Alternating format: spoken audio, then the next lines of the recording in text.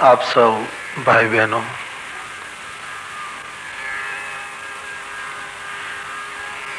એક નાની એવી વાત પૂછવી છે.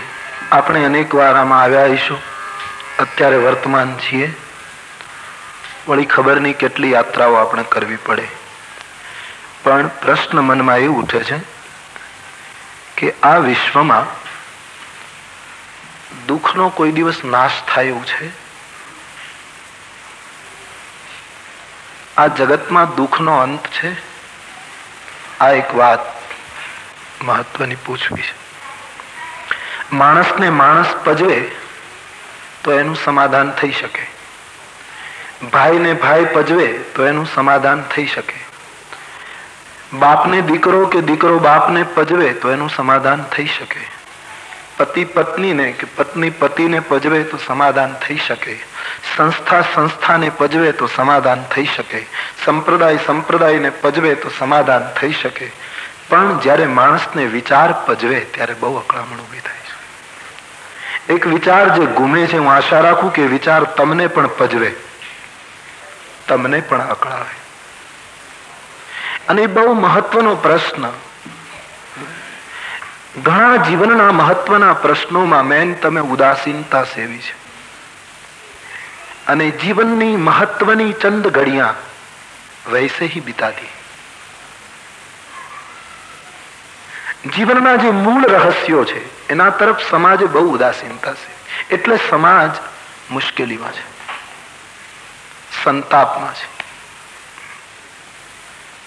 માણસ જેટલી ચશ્માની કાળજી રાખે છે એટલી આંખની નથી રાખતો.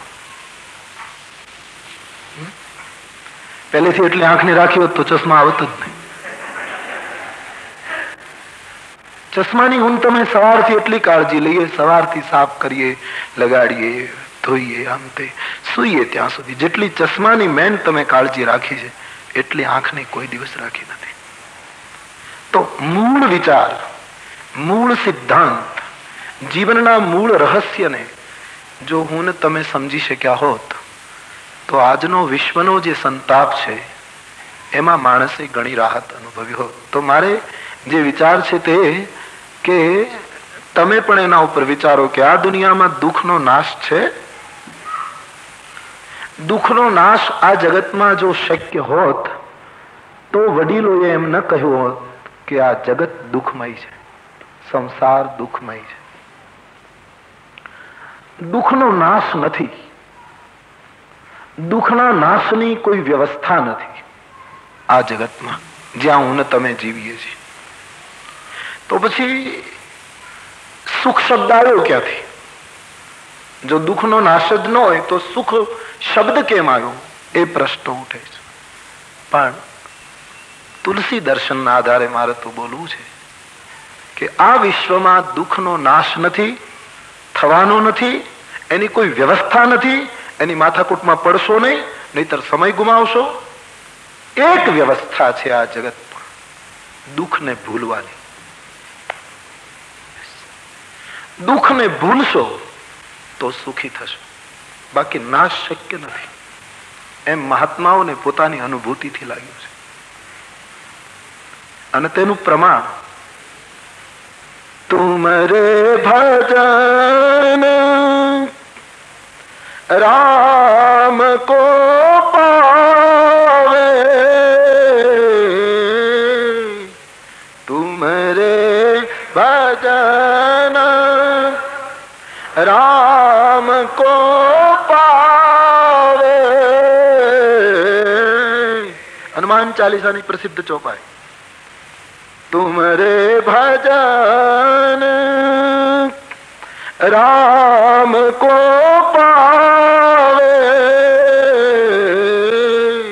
તુમરે ભજન રામ को पावे, जन्म जन्म के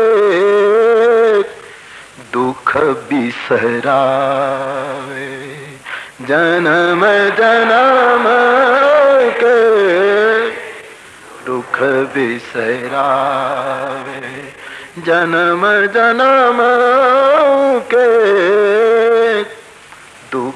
बिसरावे, जन्म जन्म के दुख बिसरा। હવે શાંતિથી વિચાર કરો, તુલસીદાસજી આ ચોપાઈમાં એમ ન લખી શક્યા હોત કે તુમરે ભજન રામ કો પાવે, જન્મ જન્મ કે દુઃખ મિટાવે? કવિતામાં કોઈ દોષ ન લાગત, પ્રાસ મળે છે. એમ ન લખી શક્યા હોત તુમરે ભજન રામ કો પાવે, જન્મ જન્મ કે દુઃખ હટાવે?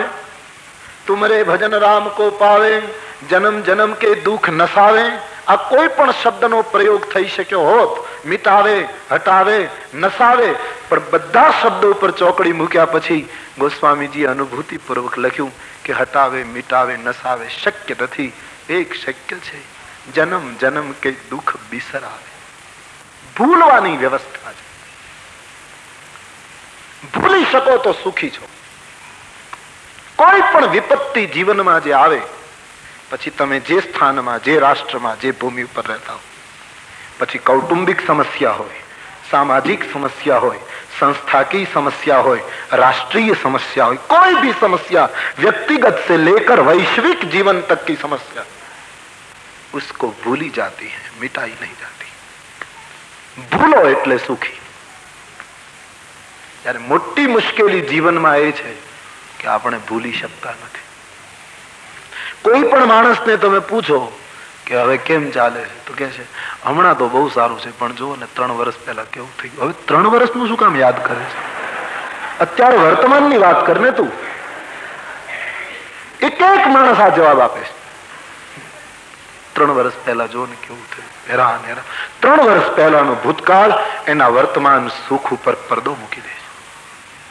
એનું સ્મરણ, ધ્યાન દેના, સ્મૃતિ અને વિસ્મૃતિ શાસ્ત્રના 2 શબ્દ છે. સ્મૃતિ એ તો આવશ્યક છે જ, સ્મૃતિની ઋષિઓએ જરૂરિયાત બતાવી છે, પણ વિસ્મૃતિ એ પણ ઈશ્વરનો એક મોટો આશીર્વાદ છે કે તુમ ભૂલ જાઓ. વિસ્મૃતિ, સ્મૃતિ अच्छी बात है. કોઈની બહુ તેજ સ્મૃતિ હોય કે કોઈ પણ વસ્તુ સાંભળે તો યાદ રહી જાય, પણ એના કરતા વધારે ઈશ્વરનો મોટો આશીર્વાદ છે કે મને તમને ભૂલતા શીખ્યું છે. કુછ બાतें ભૂલ જાઓ. વિસ્મૃતિ. આપણે ભૂલતા નથી, મોટી મુશ્કેલી.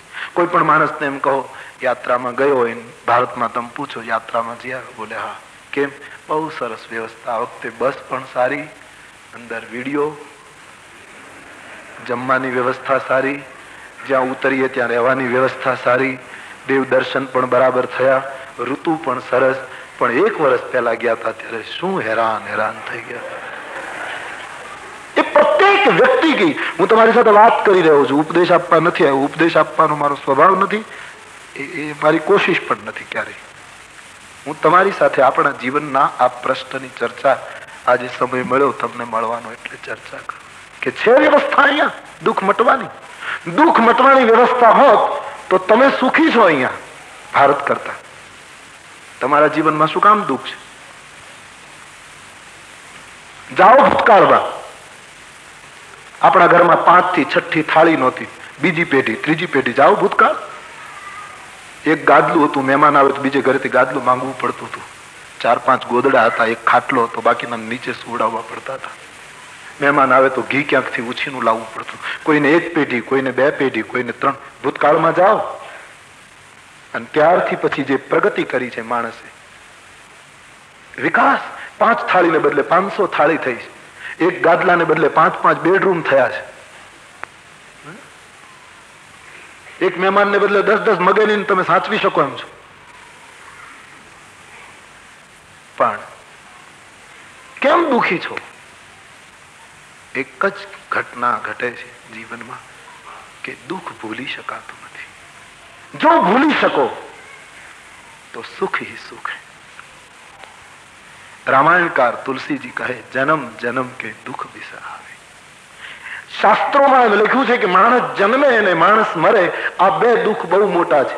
એટલે શંકરાચાર્ય મહારાજ કહે કે આ જન્મ મરણના મુક્તમાંથી મોક્ષ માર્ગીઓ, જ્ઞાન માર્ગીઓ, વેદાંતિઓ એમ કહે કે જન્મ મરણથી મુક્ત થાવ એટલે દુઃખમાંથી છૂટ્યા. આ લોકો જે વાતો કરે છે બધા કે આમાંથી જન્મ મરણમાંથી છૂટો, ભક્તોની અને સંતોની વાત જુદી છે. પણ વેદાંતિઓ અને મોક્ષ માર્ગીઓ એમ કહે કે જન્મ અને મરણ એ બહુ મોટા દુઃખ. અમારે રામચરિતમાનસમાં પણ લખ્યું, જન્મત મરત પરમ દુઃખ હોય. આ બે મોટામાં મોટા દુઃખ છે, જેની સીમાએ બીજું કોઈ, જેની સરખામણીમાં બીજા કોઈ દુઃખ આવતા નથી. હવે વિચારો, જન્મનું દુઃખ તો મેન તમે ભોગવ્યું છે. આ કારણ કે આપણે જન્મીને આવ્યા છીએ, મરવાનું બાકી છે એટલે એનો અનુભવ વગર આપણે ચર્ચા નહીં કરીએ. પણ હું તમે જન્મીને આવ્યા છીએ એ હકીકત છે કે એ પીડા ભયંકર હશે. છતાં આજ હું જન્મના દુઃખનું ગમે તેટલું ભીષણ વર્ણન તમારી સામે કરું, અથવા તો અહીંયા કોઈ જન્મના દુઃખનું ચિત્ર બતાવવામાં આવે, અથવા તો કોઈ સમર્થ વક્તા એને તમને જન્મના દુઃખમાં ઓતપ્રોત કરી દે, તો પણ તમને એ દુઃખની અસર થવાની નથી, કારણ કે જન્મનું દુઃખ તમે ભૂલી ગયા છો. નહીતર બધાએ અનુભવ્યું છે, કોઈ આ દુઃખમાંથી બાકી નથી. બધા એ દુઃખમાંથી પસાર થઈને આવ્યા, છતાં ગમે તેટલું એ દુઃખનું વર્ણન કોઈ પણ સાધુ સંત કરશે, મને તમને એની જરાય અસર થવાની નથી. એનું એક જ કારણ, એ દુઃખ મટ્યું નથી પણ ભૂલાઈ ગયું છે, વિસરાઈ ગયું છે. તો હનુમાનજીનો આશ્રય જો કરશો તો એક જન્મ નહીં, જન્મ જન્મ કે દુઃખ વિસરાવે. એક જન્મનું દુઃખ ભૂલાય તો સુખ છે.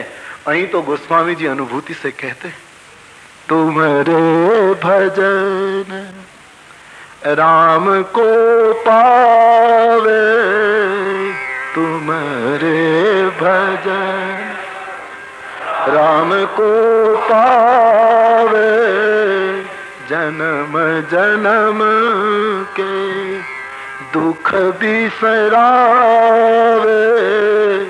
जन्म जन्म के दुख बिसरावे, तुमरे भजन. અને ધ્યાન દેના, ઈશ્વર જ્યારે માણસને પ્રેમ કરે ત્યારે માણસને દુઃખ આપે છે.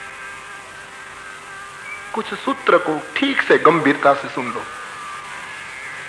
પ્રભુ જ્યારે મને તમને વધારે પ્રેમ કરે છે ત્યારે થોડુંક દુઃખ આપે છે. પ્રેમીનો પ્રેમમાં એવો સ્વભાવ છે, ભાઈ ભાઈને પ્રેમ કરતો હોય, મિત્ર મિત્રને પ્રેમ કરતો હોય, પતિ પત્નીને, પત્ની પતિને પ્રેમ કરતી હોય, જ્યાં પ્રેમ છે ત્યાં છેડતી કરવાનો સ્વભાવ છે, અડપલું કરવાનો સ્વભાવ છે. બે મિત્રો હશે અને વચ્ચે ગાઢ પ્રેમ હશે, અસીમ પ્રેમ હશે, તો એ મસ્કરી કરશે. પેલાને ખબર નહીં હોય એમ એના ખિસ્સામાં કંઈક નાખી દેશે, ખબર નહીં હોય એમ પાછળ કંઈક બાંધી દેશે, એમાં એને આનંદ આવે છે. પેલાને ખબર પડે કે હમણાં મારી મસ્કરી કરી તો પેલો એની સાથે 2-3 દિવસ બોલશે ને, નહીં બોલે તો પેલો વધારે રાજી થશે, કેટલો મેં સતાવ્યો. જ્યારે અતિ પ્રેમ પ્રગાઢ બને છે ત્યારે અડપલું કરવાની આદત છે. અને ઈશ્વર જ્યારે સાધકને પ્રગાઢ પ્રેમ કરે ત્યારે થોડીક વિપત્તિ દ્વારા અડપલું કરે છે, થોડુંક સંકટ નાખી દે છે, થોડુંક કષ્ટ આપે છે. એ પરમાત્મા પ્રેમ કરે એની સાબિત. ભગવાન બહુ સુખ આપે ત્યારે સમજજો પ્રભુ તમારી સાથે પ્રેમ કરતો બંધ થયો છે. સુખી માણસો સાવધાન, સગવડ વાળા માણસો સાવધાન. માને રોટલા કરવા હોય, માને રસોઈ કરવી હોય, માને પાણી ભરવું હોય, ત્યારે એ માં એને લાગે કે મારે બીજું કામ કરવું છે, ત્યારે પોતાના બાબાને બિસ્કિટ કે ચોકલેટ આપી દે કે આ તું ખાધા કરતે, હું મારું બીજું કામ કરી લઉં. એમ ઈશ્વરને આપણા તરફથી નજર હટાવી હોય ત્યારે થોડીક ચોકલેટ ને બિસ્કિટ આપે કે તું ખાધા કર કે હું બીજે કામે જઈ આવું. સુખી માણસો બિલકુલ સાવધાની से સમજે. પરમાત્મા હદ કરતા વધારે સુખ આપે ત્યારે સમજો કે પ્રભુને કોઈ બીજું કામ આવ્યું છે, તેથી મને તમને થોડા વધારે રમકડા આપી દીધા. દુઃખ આપે ત્યારે સમજો બહુ નજીક છે, બહુ પાસે છે, બહુ ધ્યાન રાખે છે, અડપલું કરે છે, થોડું કષ્ટ આવે. તો દુઃખ ભૂલવાથી સુખ છે, આ પહેલું સૂત્ર. હવે પ્રશ્ન એ આવે કે દુઃખ ભૂલાય કેમ? આપણે ભૂલી શકતા નથી એટલે મુશ્કેલી. ભૂલાય કેમ? એનો પહેલી અડધી ચોપાઈમાં જવાબ છે, તુમ્હારે ભજન. એક ઉપાય છે, તમારું કોઈ ભજન કરશે. તમારે સૌરાષ્ટ્રમાં પરબની જગ્યા છે, એ પરબની જગ્યાના એક સમર્થ ભક્તનું બહુ પ્રચલિત ભજન છે કે દાતા તમારા હશે ઈ તમને ભજ શેરે દાતા તમારા એ હશે ઈ તમને ભજ શેરે એને આંચ નહીં આવે લગાર રે પ્રભુના પીર બાવડી એ જાલાની ખાવન લાજ છે રે દાતા તમારા એ હશે ઈ તમને ભજ શેરે ને આંચ નહીં આવે લગાર રે પ્રભુના પીર બાવડી એ જાલાની ખાવન લાજ છે રે દાતા તમારા એ હશે ઈ તમને ભજ શેરે તુમરે ભજન તમારું જે ભજન કરશે એ દુઃખને ભૂલી શકવાની કળામાં કુશળ બનશે. બાળક બાલ મંદિરથી ઘરે આવે અને રસ્તામાં પડી ગયો, કોઈ મોટરની ઠોકર લાગી, એના પગનું હાડકું તૂટ્યું, કોઈ સજ્જન એને રોડ ઉપરથી ઉઠાવી હોસ્પિટલ લઈ ગયો, ડોક્ટર એને પાટો બાંધ્યો, બાળક સ્વસ્થ થયો.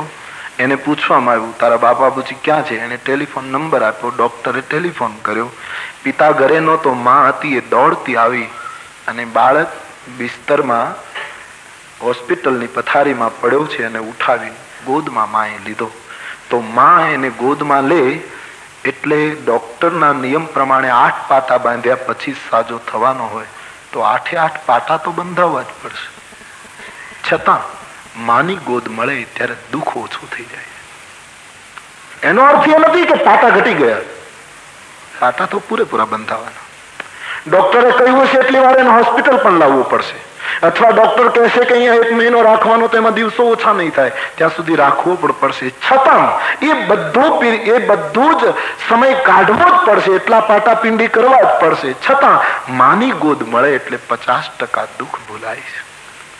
બાળક ડોક્ટર પાસે રડતો હતો, એ મા પાસે કદાચ રડતો હશે તો એના રુદનમાં કંઈક જુદો ભાવ હશે. તો તુમરે ભજન, માની ગોદ મળી જાય, હનુમાનજીનો ખોળો મળી જાય, હનુમાનજીનો આશ્રય મળી જાય, પરમાત્માનું શરણ મળી જાય તો દુઃખ ભૂલવાની વ્યવસ્થા છે. આજે મોટી મુશ્કેલી છે કે સુખનો વિલાસ બહુ થઈ ગયો. કોઈ સાધુ સંતો એમ નહીં ઈચ્છે કે તમારા સુખો ઓછા થાય. સાધુ સંતો એમ જ કહે સર્વે જનાઃ સુખિનઃ સંતુ સર્વે સંતુ નિરામયાઃ સર્વે ભદ્રાણિ પશ્યન્તુ. પણ તમારું સુખ પણ દુઃખ ન બની જાય એની ચિંતા સાધુ સંત જરૂર કરે કે તમારી સાહેબી વિપત્તિ ન બની જાય. રામાયણ સત્સંગનો અર્થ શું છે? સત્સંગ એટલે આઘાત. સુકાયેલી જમીન ઉપર વહેલો વરસાદ પડે ત્યારે ન હોય ત્યાંથી કીડા મંકોડા દેડકાઓ બધા બહાર નીકળે છે. ક્યાંથી નીકળે છે? એ વરસાદની સાથે નથી આવ્યા, કોઈ દિવસ નથી આવ્યા. જગત સર્જાણું ત્યારથી દેડકાઓ ઉપરથી પડેલા કોઈએ જોયા કે પેલો વરસાદ પડ્યો ને દેડકાઓ પડ્યા? છતાં ક્યાં હતા એ? કેમ નીકળી પડ્યા પહેલા વરસાદે? એનો અર્થ એ છે કે ભૂમિમાં ક્યાંક દબાયેલું હતું. એમ પ્રત્યેક વ્યક્તિમાં સત્વ દબાયેલું છે. સત્સંગ વર્ષાનો આઘાત છે જે તમારામાં દબાયેલું ખોલે છે. ગુહરાજ ગંગાને કિનારે શિશંપના તરુ નીચે સરકારની દર્ભશૈયા જોઈ આંખમાં આંસુ લાગી ગયો. કઈ કઈ નંદિની મંદમતી કઠિન કુટિલ પન કિન જહી રઘુનંદન જાનકી સુખ અવસર દુઃખ દી. ભરતજી જેવી કડવી આલોચના કરે એટલી કડવી ટીકા ગુહરાજાએ લક્ષ્મણજીની સામે કરી કે કઈ કઈ નંદિની મંદમતી, કઈ કઈ આ શું કરી નાખ્યું. રામ અને લક્ષ્મણ સીતાને જયારે સુખનો સમય હતો ત્યારે એમણે આ દુઃખ આપ્યું. આ શું કરી નાખ્યું? ત્યારે લક્ષ્મણજી એ ગુહરાજની ભૂમિ ઉપર જે સત્સંગનો પ્રહાર કરે છે અને એમાં દટાયેલું ખોલે છે. સત્સંગનો અર્થ જ છે આપણામાં પડ્યું હોય એને ખોલવું. અને એ ગુહ એમ કહે કે કઈ કઈ માએ શું કર્યું, ટીકા કરવા લાગ્યો. ત્યારે લક્ષ્મણજી હસતા હસતા એમ કહ્યું કે બસ બસ, અમારી માં કઈ કઈ રામજીને દુઃખ આપ્યું અને કેવટ ત્યાં દર્ભની પથારી કરી દીધી એટલે ત્યાં સુખ આપી દીધું.